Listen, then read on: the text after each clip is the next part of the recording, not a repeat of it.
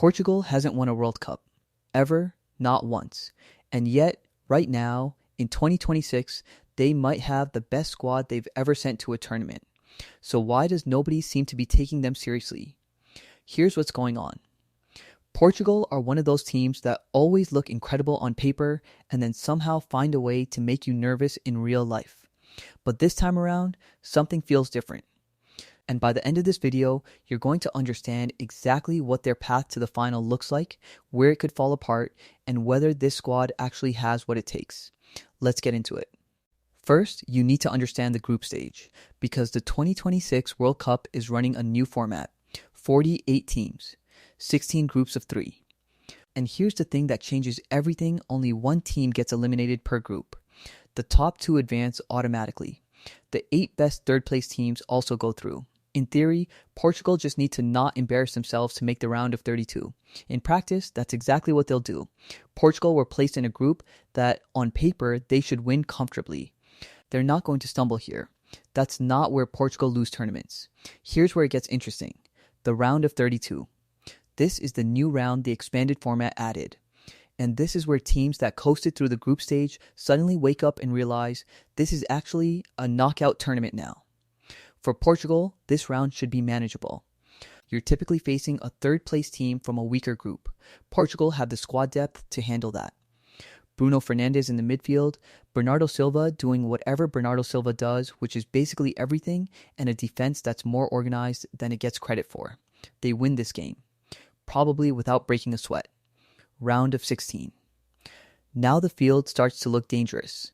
This is where Portugal have historically had issues, not with weak teams, with a specific kind of mid-level strong team that's organized, has nothing to lose, and plays with a low block for 85 minutes before hitting you on the counter. You know the type. Morocco did it to them in 2022, actually ended their tournament. So Portugal need to be smarter here. They need to be patient. They need to trust the process even when the crowd gets nervous and the clock keeps ticking. In 2026, with a more experienced squad, they should be able to handle this. But it's not a given. The quarterfinals. This is the real test. At this point, you're looking at potential matchups against teams like France, England, Brazil, Argentina, or Spain. Any of them. And here's the uncomfortable truth: Portugal's ceiling in this tournament depends almost entirely on which bracket they're in. If they avoid France and Brazil until the semis, they're alive.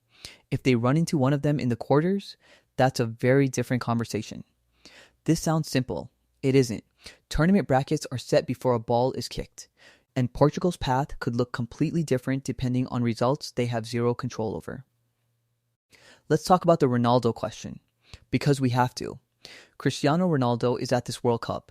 He's 41 years old, playing in Saudi Arabia, and he still scored in qualifying.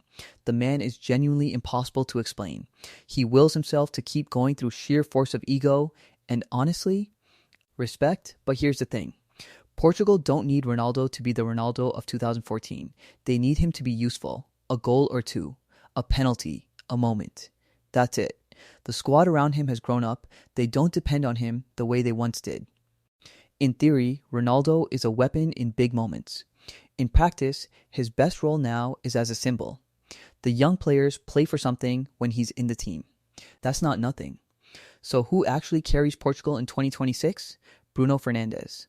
Full stop. He's the engine. He creates. He scores. He gets irritated on the pitch in ways that are somehow productive. He's the kind of player who makes everyone around him slightly better just by being there. Bernardo Silva is the brain. Quiet, intelligent, always in the right position. The sort of player you only notice when he's not playing. And then there's Vitinha, João Felix, Rafael Leão off the bench. Portugal have genuine attacking options at every level. This isn't a one-man team anymore.